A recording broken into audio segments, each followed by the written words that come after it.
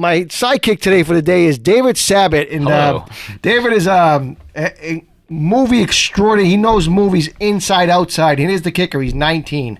18. 18. Holy mackerel. Even better. So a great guest this afternoon, a very rare and exclusive interview only given to Real Talk with the Hollywood Kid with legendary actor YAPHET KOTTO, folks. YAPHET KOTTO, if you don't know who he is, Midnight Run, Alonzo Mosley, FBI. Everybody knows that's part of culture. American culture. And also Alien. He played Parker in Alien. What else, David? Oh, he's been in almost anything, basically. He was in Blue Collar. Richard Pryor. Directed the motion picture The Limit. He... basically anything. Brubaker. He also played for 9 seasons. He was Lieutenant Al Giardello on Homicide, Life on the Street for 9 seasons at 122 episodes, folks. Wow. Also, he was in Live and Let Die. He was Mr. Big in Live and Let Die. What else, David? He was in The Thomas Crown Affair. He made his screen debut in 4 for Texas. Folks, if you don't know by now, if you don't know who YAPHET KOTTO is, you're just not paying attention to cinema. One of the great actors of a generation. And, he's going to be joining us in a few minutes. And my producer's telling us, as always, we're going to jump right to it. We're going to get it right into YAPHET KOTTO, folks. Okay, folks, my guest this afternoon is an acting legend. During his almost 50-plus years in showbiz, he has starred in films like Across 110th Street, Live and Let Die, Brubaker, The Star Chamber, The Running Man, Blue Collar, Alien, Othello, and the hit comedy Midnight Run, to name a few. During his busy career, he has appeared alongside legends like Steve McQueen, Ossie Davis, Lee J. Cobb, Dean Martin, Robert Mitchum, Hal Holbrook, Richard Pryor, Lou Gossit Jr., Morgan Freeman, Roger Moore, Pam Grier, and Robert De Niro, to name a few. On the small screen, he has appeared in shows like The Big Valley, Bonanza, Hawaii Five-0, Mannix, Roots, Hill Street Blues, The A-Team, and he played Lieutenant Al Giardello for 9 seasons on the critically acclaimed cop show Homicide, Life on the Street. More importantly, during his amazing career, my guest has broken down barriers during his career and represented the first person of color to appear in a James Bond film and redefined how African Americans were portrayed in film. It is my honor to have him as a guest on my show this week, all the way from the Philippines. Legendary actor Mr. YAPHET KOTTO joins us. YAPHET, thank you so much for joining us today. Thank you very much. As you're listening, my career, not bad for a Jewish kid from the Bronx. Huh? Not at all, sir. Not at all, YAPHET. You're one of my all-time favorites, and David, my sidekick as well. And we're so honored to have you on the show, believe me. And this is a big deal for us. So thank you so much for taking the time today. Thank you. YAPHET, Thank you. Let's start off early in your career. You started off taking acting classes at 16, and you made your professional stage debut at 19 as Othello. Talk about, you also understudy for James Earl Jones in the 1964 production The Blood Knot. Right. Talk about that if you can. Yes, my career really started on Old Bluffs on Cape Cod. Oh wow! With a black summer theater company, repertory company, created by Elizabeth White on Oak Bluffs, and that's where Othello started as a play. And Elizabeth White was her name. She worked for Judy Holliday. Oh, and yes. When we did that play on the Cape, Judy came to see it, and she was very impressed, and she wanted to produce it as a film, which we did. So it really started there. Cape Cod is where this whole thing started. Well, that's like an hour's ride for us right now. Judy Holliday. Oh, is that right? Yeah, we're in Boston. Judy Holliday is. They're currently. I believe they're making a movie about her life, from what I understand. Well, she discovered me. They should make a movie. She discovered. Good, David. She discovered me. With Othello, were you at all inspired? Because a long while before you were in it, Paul Robeson, I believe, he was one of the first African Americans to play in a major theater version. Was there any discussion of that while you were putting on the play, or no? You know, it was really strange because when we were doing the play, rehearsing it, someone from the Manchester Guardian walked up to me and said, well, they were vacationing on the Cape, and they said to me, "Why, you must have seen Mr. Robinson's performance." He said, "Because you've got his voice and you've got his things." I said, "Sir, I'm only 19 years old. I don't think I was alive when Paul Robeson was working, so I've never seen his performance. No, but that was the first time I heard that name." But so that was the first time you ever heard of Mr. Robison's work?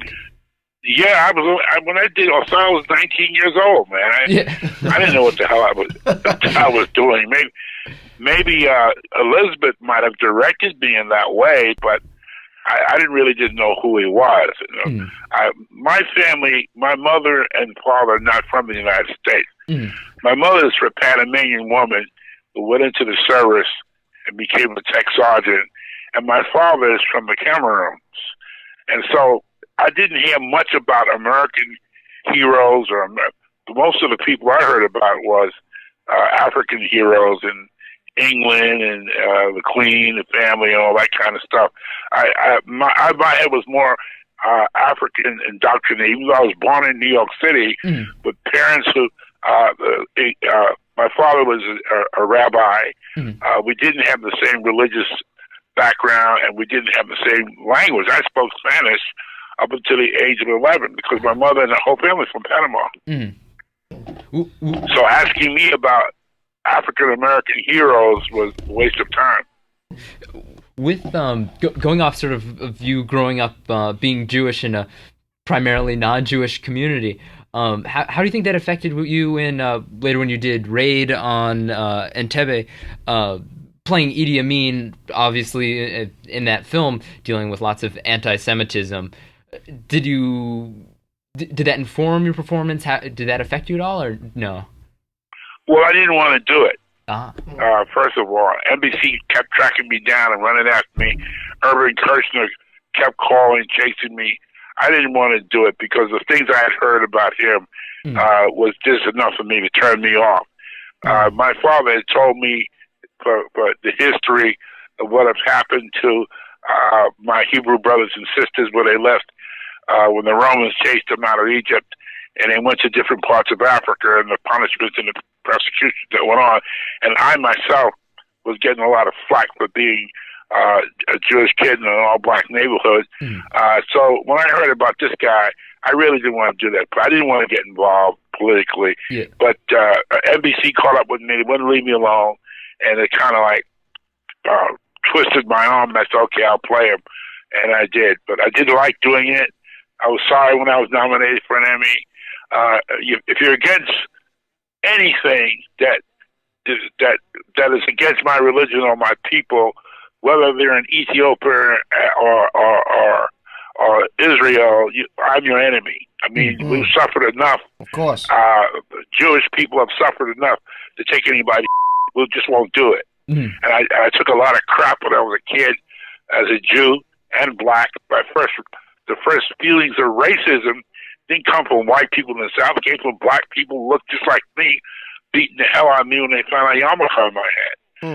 I've since they've gotten used to now they have names that are great and wonderful, but African. But when they heard the name YAPHET KOTTO and they saw that yarmulke, I was set for a good whipping, and I never forgot it. I'm over it now. Everyone's got African names and has embraced Africa, but there was a time when we didn't. And playing Idi Amin was the last thing I wanted to do. Wow, interesting. Yaphet, your first bow on Broadway came in 1965 in the Zulu and the Zeta with Ossie Davis and Lou Gossit Jr. Talk about that for a minute if you can. Well, I was glad to do that play because what it did was pay me $365. In 1965, that's a ton of money. Right, $365 a week. Wow! And here I am, a baby and a wife, and living on Girard Avenue in the Bronx. In those days, we could go up to the top roof and look down at the Yankee Stadium. Oh wow! And see the game for free on Girard Avenue. I'll never forget it. And so, when I got that money, And my wife says, "Oh my God!" She said, "$365.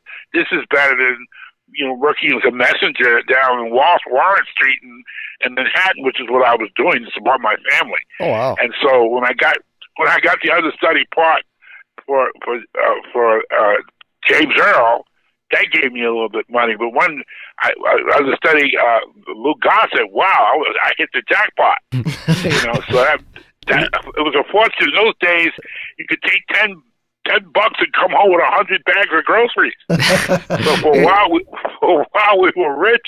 You had $365, boy. $365 a week, and you had front row seats at the Yankees game. That's right. Right on the roof. Climb up on up Girard Avenue. Climb up where our apartment was. It was a 4-bedroom apartment. Can you believe it? And you go up the fire escape, and everybody was on the roof. Right from the top of the roof, you were right in the game. It's like you were sitting up the street, the whole thing for free. I wonder if those apartments are still there. It was wonderful. I loved it. $365 a month. You probably get a stoop out front if you're lucky.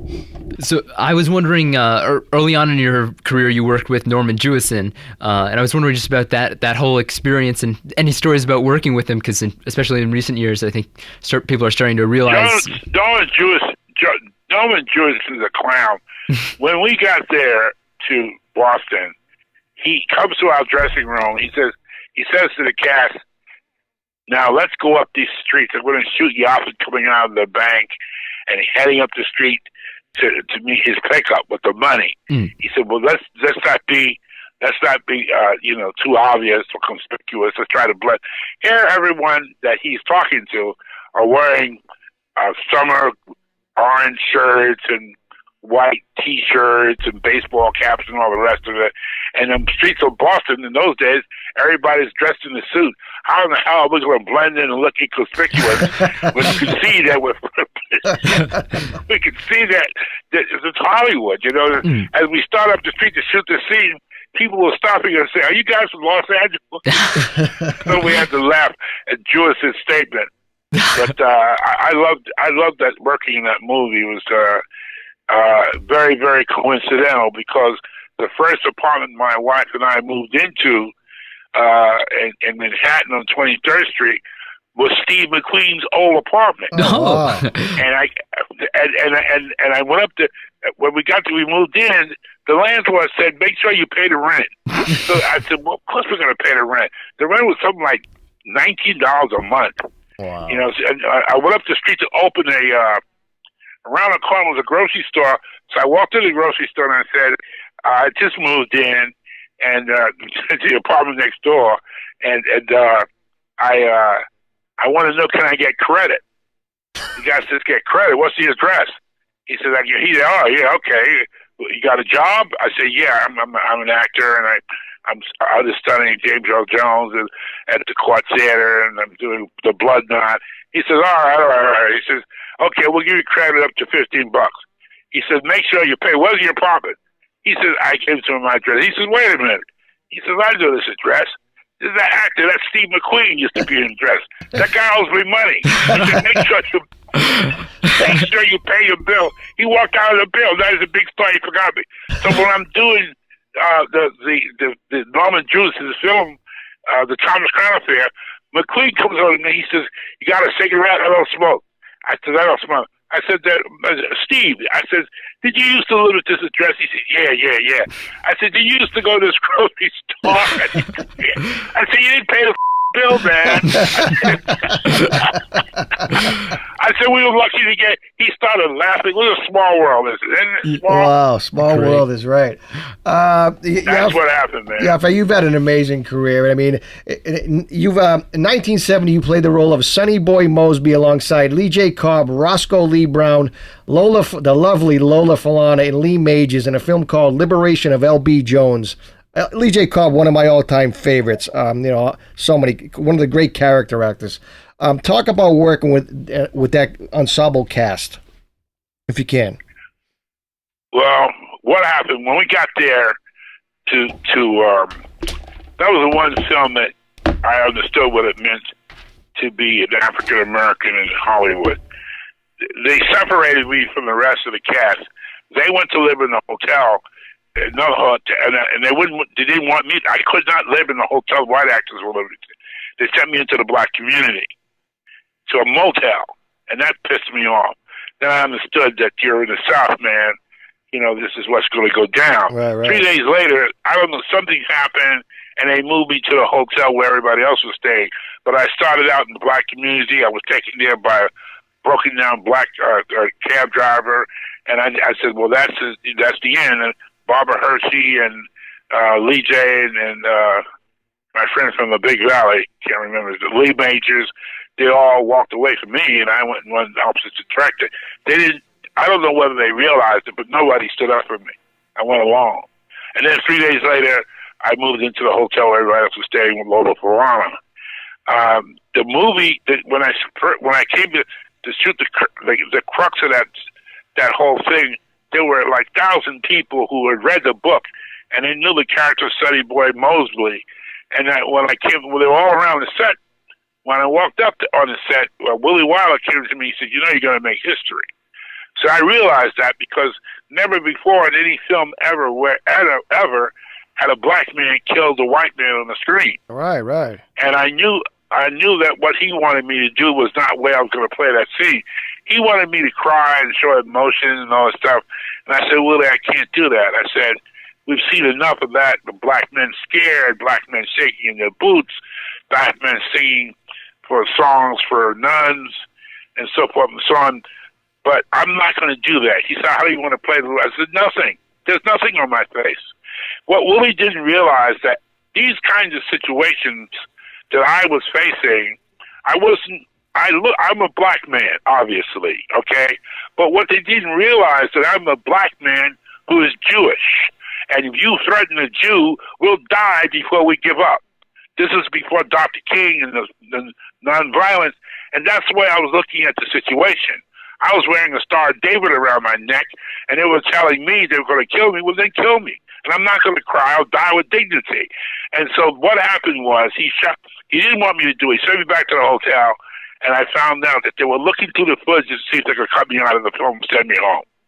Wow. I knew that. I was told that. Wow. And then finally, after 2 to 3 days of sitting in my hotel room, they finally called me back to the set. So he said to me, okay, how do you want to do this? I said, I knew that they couldn't get rid of me, but I had too much footage. So they said, okay. He says, Willie comes back to me, he says, you're going to make history, but we're going to be in trouble. So I say, why? He says, because you won't cry, you won't show fear. I said, Willie, see, I'm not Willie Best. I'm not Mantan Moreland. I'm not doing it. I said, I'm not doing it. I can't do it. He says, well, what do you want to do? Absolutely nothing. There's nothing in my face. I push him in the threshing machine, and there's nothing there in my face. I watch him be chopped up to a million pieces, and there's no sorrow there in my face. I said, the sorrow will come when I'm on the bus. The emotion will be shown in my face. I'm like, I can't do it, Willie. So he says, all right, wait, hold it. Okay. He had a stand in my place, black stand in, and he told stand in, don't do anything, just sit there. And then he said, oh my God. I heard him say, oh my God. I thought he was, I've had it with this guy, I'm going to get rid of him. He turned to me, he says, come here and look at this kid's face. There's nothing on his face. And I could see the blades whirling in front. He says, that's what I want too. He says, no emotion. Push him in the threshing machine. Don't move a muscle. Just look. And that's the way we shot the scene. And it worked because when African Americans saw that movie, there was a thunder. The theaters around the country exploded with people cheering that moment. It gave black people a relief that they had never experienced in 400 years of suffering and taking from people. Finally, somebody struck back and didn't give a damn and got away with it. And that was that picture opened the door for black gangster films, Freddie. Right. Different Jim Brown. It opened up so many doors. They were making black gangsters. It never stopped after that. Wow. With So obviously, for many roles, you had to fight to make sure that you were being depicted in the way that you wanted to be. Were there ever any directors or actors or writers who sort of were allying themselves with you and helping you, or it always was No? Just the opposite happened. What happened started to go around the Pew Hollywood circles that YAPHET KOTTO is trouble. And so that hurt me in a number of issues. And I went and I sat and I talked to my rabbi in Harlem about it. And he said, listen, you don't live for those people. You live for God. You live for God. And so don't be afraid. And I thought back at the many black men and women and families who were in Dachau and Auschwitz and those terrible places who died there, including some of my relatives. I said, listen, I don't give a damn what they do to me in Hollywood. They can't hurt me. I'll do what I have to do, and that's going to be the end of it. But as a result, with me doing what I had to do for my dignity, it opened up the entire industry for actors. Right. I was amazed. And there was something else I was reading, though, where you had a conversation with, I can't remember if it was Barbara Stanwyck or Mary Astor, but just about sort of you entering the film industry and sort of dealing with this situation to try to make sure you weren't typecast, or not typecast is the wrong word, but to keep your reputation and to keep your career long going.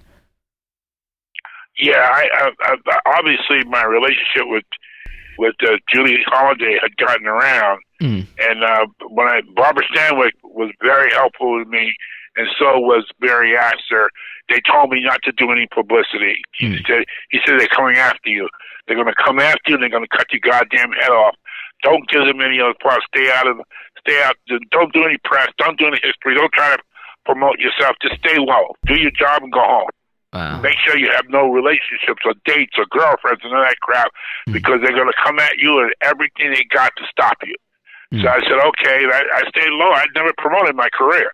I let the films promote my career. It's because I was afraid that with all the stuff of me being difficult, that would get me on something and then hang up and says, he refused to come to the set, or he's late or something. And so after I did a movie, I disappeared. Yeah. Wow. Right. YAPHET, obviously the Alien. Let's get into Alien real quick if we can. Such a classic film, one of the great horror movies. A lot of people don't understand. So it's up there with the Frankensteins and the Draculas of the world, the Amityville horrors. Very low budget at $9 million. I mean, at the time, I'm sure it was a lot of money, but nowadays it's pretty much nothing. I mean, were you surprised at the reaction of all over the world? I mean, people were running out of the theaters. I know. I know. The casting of Alien was another solution to a problem I was having. At 9 years old, I was looking out the window watching some kids play because it was a Jewish holiday and I couldn't go out. But I was in my window looking out, kneeling down, looking out. And as I turned around, I saw a shadow with the head of looked like a balloon in a stick body jump from the side of my bed and leap out the room. Oh my gosh. Then I had a dream I was in my aunt's bedroom, and I heard a voice telepathically in my head telling me about some movie that I was going to do later on. Now, I'm 10 years old. I don't know anything about movies. So I said, in my head, I said, what are you talking about? Can I see you? The voice said, no, the sight of us with the sight of us, you would be frightened by the sight of us if you saw us. So I said, well, when will I see you? He said, you're going to work with Alien. And I said, I'm 10 years old. Wow. I told everybody in my family that story. I said, this is Alien. I don't know what Alien. I don't know what does that mean. And my father got upset because he said, we're not aliens. The people here legally and blah, blah, blah. So the years go by, and other things kept happening to me. I kept seeing these strange cloud-like circles over the house that we lived in, or the apartment I was going in, or this over the school I was with. It wasn't until I got into doing this movie, which came to me in a strange kind of way, that I said, wait a minute. This thing that we're going to do is something I knew about since I was a kid, and I saw an alien because by this time I had familiarized myself with with what turned out to be the Greys.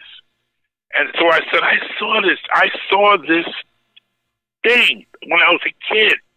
And so when I did Alien, I knew exactly what was going to be the outcome. Mm. And because these kinds of experiences were haunting me for years, man. I cannot tell you the stuff that went on. I'm writing a book about these experiences. Oh, wow. It went on for years. Well, maybe it was a sign to come. Maybe they were trying to tell you something. They can predict the future that you're going to obviously, be in a blockbuster hit. Something happened. Something happened. I remember when I got to California and I started learning how to meditate. I came home one evening and it was about 6:30 at night, and I closed my eyes to meditate. As I was meditating, my head seemed to turn into an amphitheater. And from out of the right side of my eye, I saw a Christmas blue, sphere that looked like a balloon. It made a circle. It came and stood in front of me. It turned upside down and it looked like a blue teardrop. As I looked at this thing and pulsated, I said, "What in the name of God is this?"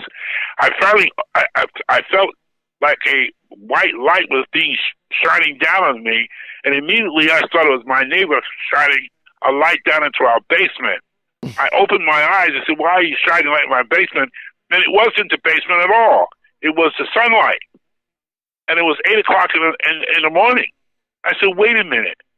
I came down to this basement at 6:30 in the evening. Now it's 8 o'clock? How could that have happened in split seconds?" Wow. You close your eyes 1 minute, you wake up, and it's not an evening anymore.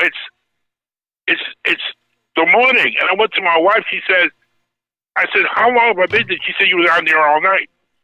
Wow. All night? I said, she said, "Yeah, you went down there. You never came back for dinner. You were there all night." Fast. So I don't know what the hell. That was a tremendous loss of time. Man, I can stay on this phone for hours and tell you about these experiences. What I will tell you is, we are not alone, brother. Oh, yeah. We are not alone. Because someone's got to explain to me why we were shooting Alien. Who was those guys who kept coming around, all of them the same height, all of them wearing the same kind of suit, wouldn't talk, wouldn't express themselves. They were strange. I would say good morning to them, and they would just nod. And we all knew that there are things that happen on the set of Alien that we can't talk about. Amazing. Fascinating story. For I believe in 1973, Live and Let Die, obviously Roger Moore. When you got on the set for Live and Let Die, obviously a James Bond movie, was it like osmosis for you? Did you automatically believe that you almost felt like James Bond? Well, yeah, I became James Bond after the movie. You can't be around that kind of atmosphere and not end up trying to act like James Bond. Right. I changed my way of dressing, my style. It took me 2 years to get over James Bond, and I'm still not over it yet. Roger Moore turned out to be one of the closest people that I became familiar with. He showed me, he taught me how to, I hate to say dress, literally. I mean, he liked my style of American dressing. He took me to a lot of London shops and so buy clothes over here, and I learned a lot from him, man. He gave me etiquette. Did you drive I'm from New York. Did you drive an Aston Martin? Did you drive an Aston Martin? No, I don't play that. I still had to. My biggest problem with the movie was Harry Saltzman. Cubby Broccoli turned out to be like my father, but Saltzman was a different story. We did not get along. He wanted me to bang America, and I couldn't understand what his problem was, because he was constantly saying to me, "Harry's not happy there, and Sydney's not happy there, and this one's not happy." I said, "Hey man, I'm cool. America's got me this gig, man. I don't know what you're talking about, bro." And, he didn't understand why I would not join the course of anti-American litany he was singing. And I really didn't dig what his crap. So as a result of my conflict with him, he finally told me that we are not going to promote Mr. Big in the world and all that kind of stuff. So Roger told me is that, you know, he wanted me to say something that agreed that black people had a hard time in America, and I wouldn't do it. Mm. Good for you. In fact, they invited me out with all the press in London, and it seemed as if their thing was waiting for me to say something against America. And I said, look, man, I'm here because of America. I become YAPHET KOTTO becomes America. All the people you are talking about have become great stars because of America. I don't know what you want me to say, man, but I didn't come over here to do that. I came over here to promote my movie and play the part. As a result, when they had the New York Times interview with the rest of the cast, I was not invited. As a result, I'm not being invited. He kept me out of the promotional aspect of the show. He didn't promote Mr. Big. He left me out of it. And I said, fine, I don't give a when the movie opened, I was at a bar in Harlem where Adam Clayton Powell held court, the Red Rooster. I watched the opening of Live and Let Die from the Red Rooster, and I felt kind of sad too because I did want to get out there, but if the guy I wasn't going to put my country down just for this movie. It's not going to happen. Yeah. And so I stood up to a lot of people in California because of it. I paid the price for a lot of it, and I really don't care because I did what I had to do. The whole industry opened up the door with because of my performances and my attitude, and I don't care if Sidney doesn't like me and all the rest of it. I know he does not like me at all, and so that's cool. I haven't done anything to anyone except stay the man I am, and that's what I've done.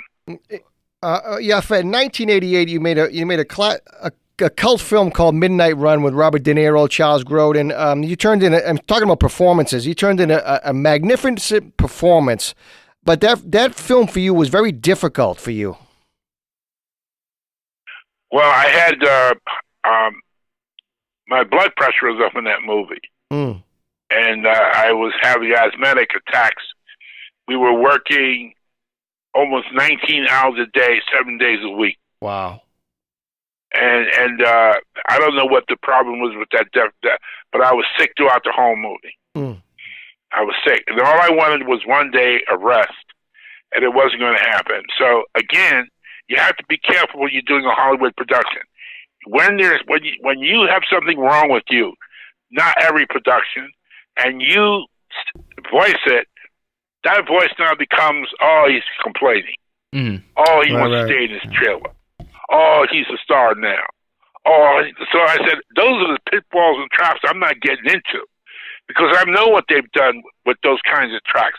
I know what actors have done. Some actors have refused to talk to the director to go to their trailer or get into something, and as a production assistant, they're writing down your every word and your every statement.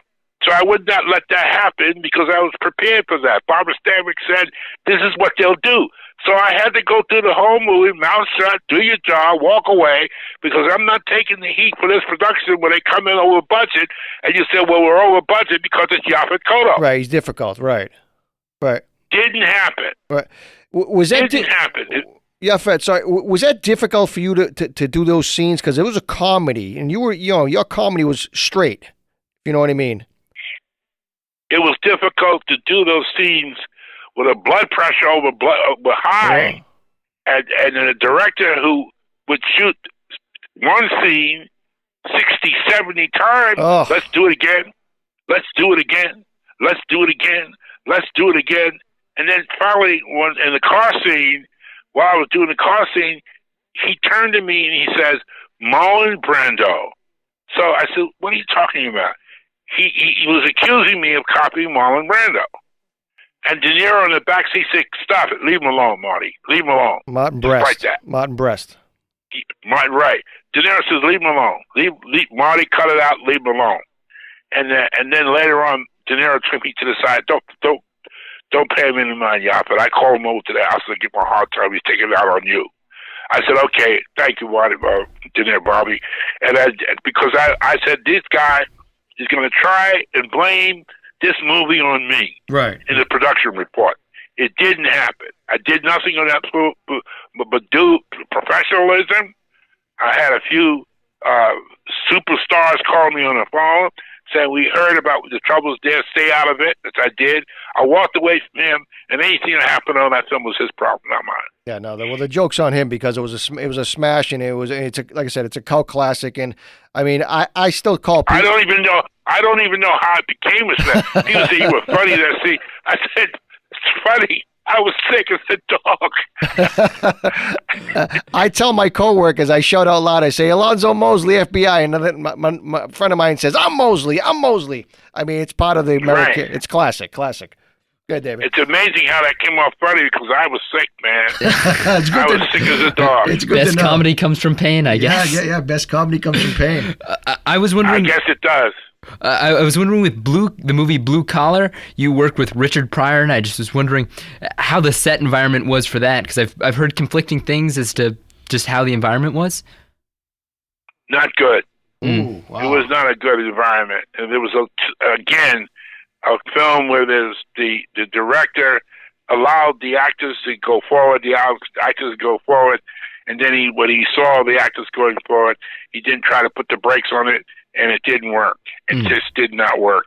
And again, it was another situation. Protect your because the director might blame you for the things that he went on. He says to me, you and Richard are problems. So I don't know what you just said, Marty. You remember what you said to us when we first came?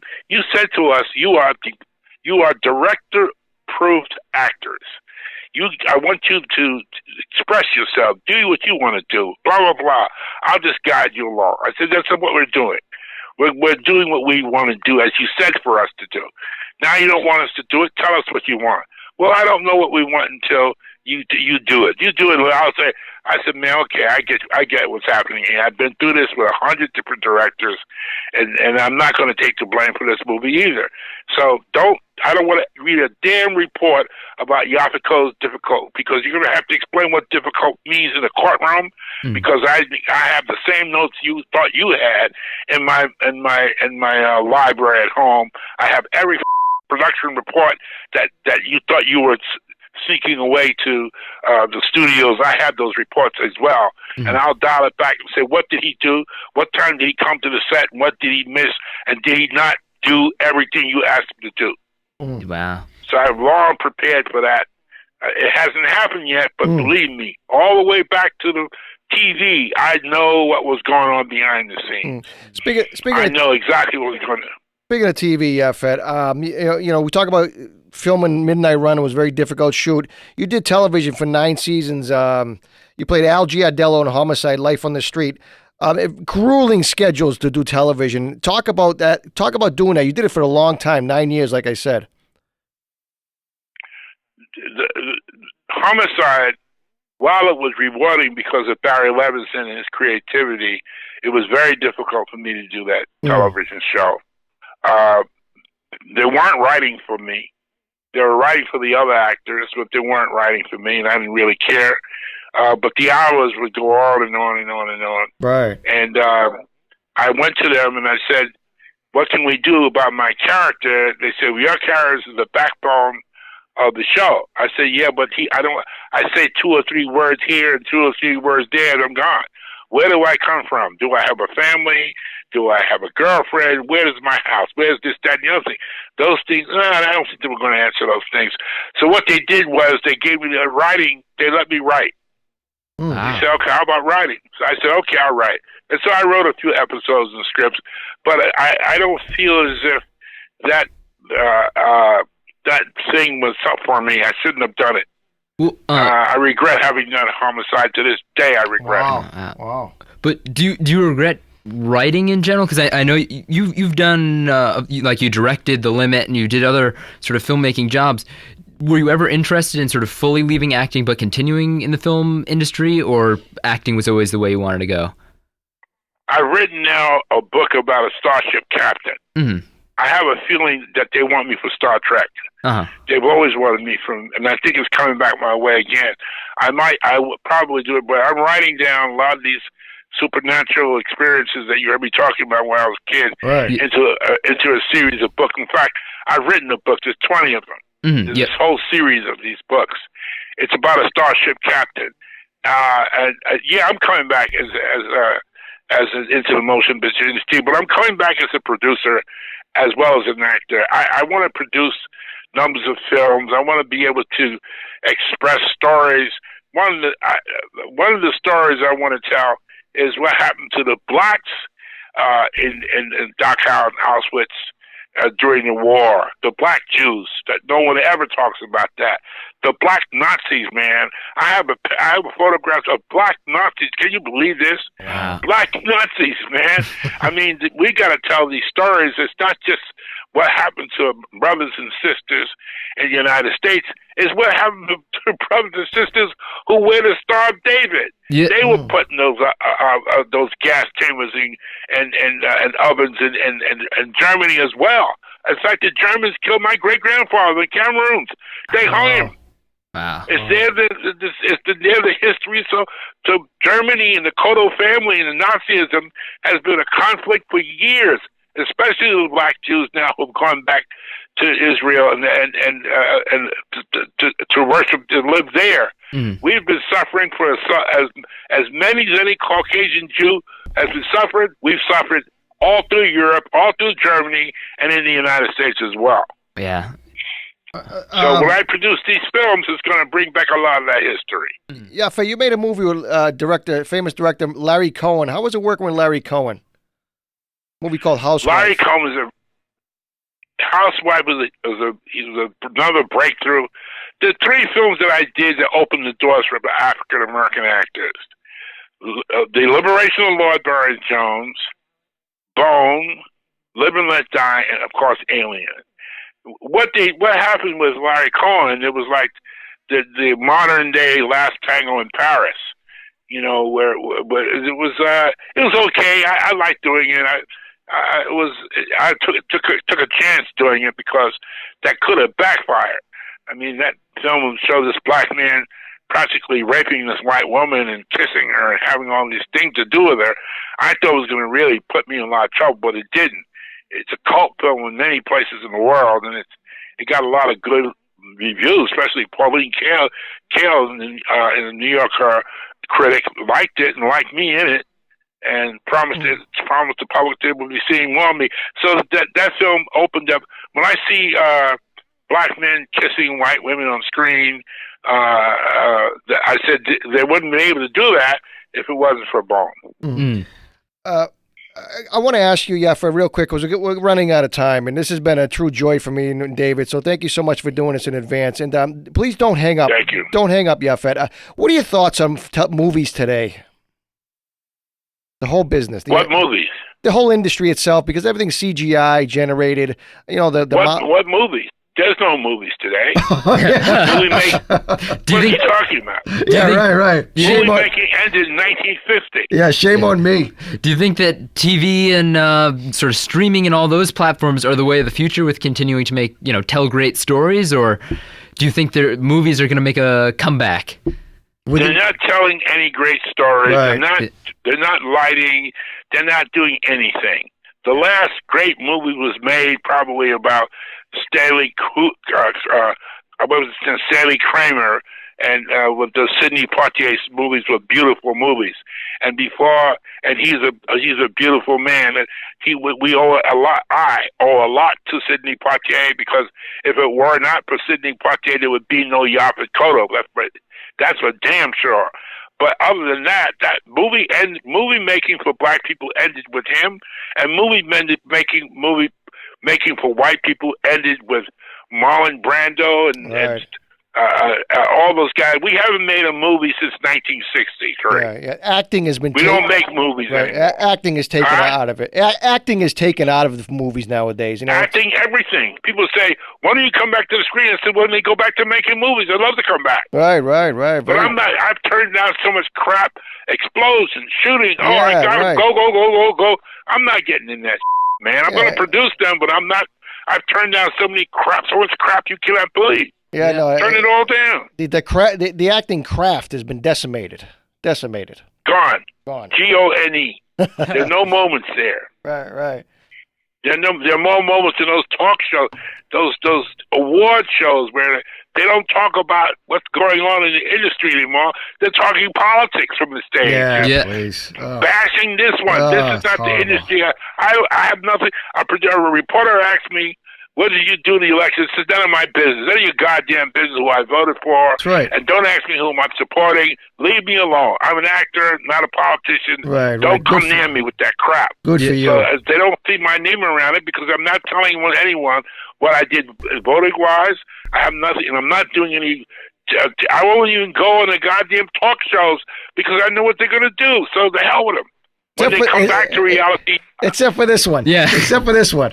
Yeah, well, that's right. I can do that, but I will not discuss politics. Yeah, no, I don't blame you. I will not get involved. Good for you. Good for you. And I will not say this is. But Hollywood, there is no such place as Hollywood anymore because they're not making any more movies. Yeah, it's nonsense. Yaphet, from the bottom of my heart, thank you, and David. Thank you so much. We want to thank you so much for doing this. And thank you so much, folks. The great Yaphet Kotto, folks. If you don't know who Yaphet Kotto is, you haven't been paying attention to cinema, because he's one of the most brilliant actors who ever graced the screen, the small screen and the big screen, in my opinion.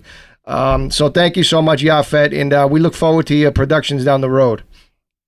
Thank you very much. Woo! Oh my goodness, the great Yaphet Kotto, folks. That was one of the greatest interviews you will ever hear. Yaphet gets really deep, and such an honor to have him on the show this afternoon. And David, what are your thoughts on that? I think that's one for the history books. Definitely one for the history books. And WNTN. And my thanks to David Sabat for joining me this week. David is a brilliant young filmmaker as well. And David, talk about some of your films real quick. So I've been executive producing actually a TV show called Going Postal with Henry Lucas.